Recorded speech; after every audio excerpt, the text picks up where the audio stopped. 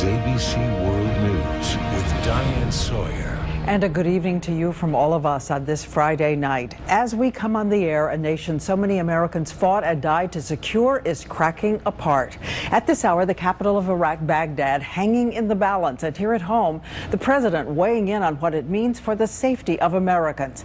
ABC's chief foreign correspondent Terry Moran begins our reporting right now from Baghdad. It's a celebration that will infuriate Americans who spent billions here and gave so many lives, and today filled Iraqis with dread. Jihadist fighters of the Islamic State of Iraq and Syria made a propaganda video they posted online that can't be independently verified, but seems to show them gleefully seizing an abandoned Iraqi army base, which used to be the U.S. military headquarters in northern Iraq. New weapons for the Battle of Baghdad made in America. Iraq is fighting for its life as the jihadists close in on the capital, now less than 60 miles away.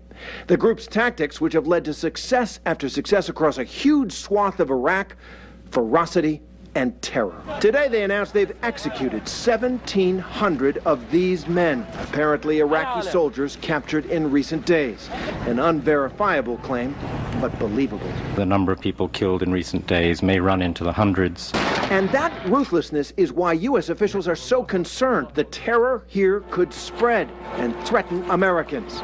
At the fortress-like U.S. embassy in Baghdad, no evacuation has been ordered yet. But there are more than 5,000 American contractors in Iraq, and some have already been extracted by their companies.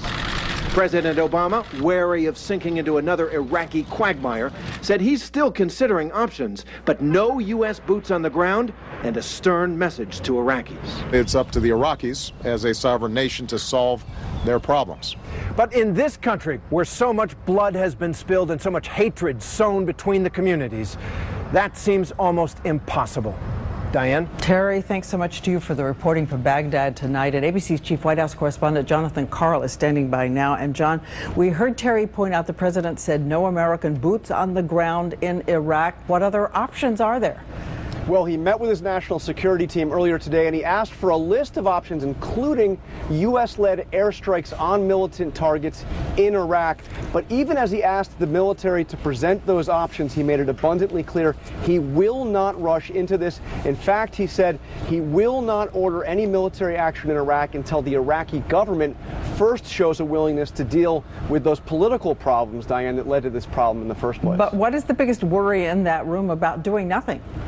Well, the biggest worry is, of course, that Iraq turns into a breeding ground for terrorist attacks against U.S. targets. But there's also grave concern about world oil supplies. Remember, Iraq is one of the top oil producers in the world. All right, Jonathan Karl on the story tonight from the White House, and our thanks again to Terry Moran.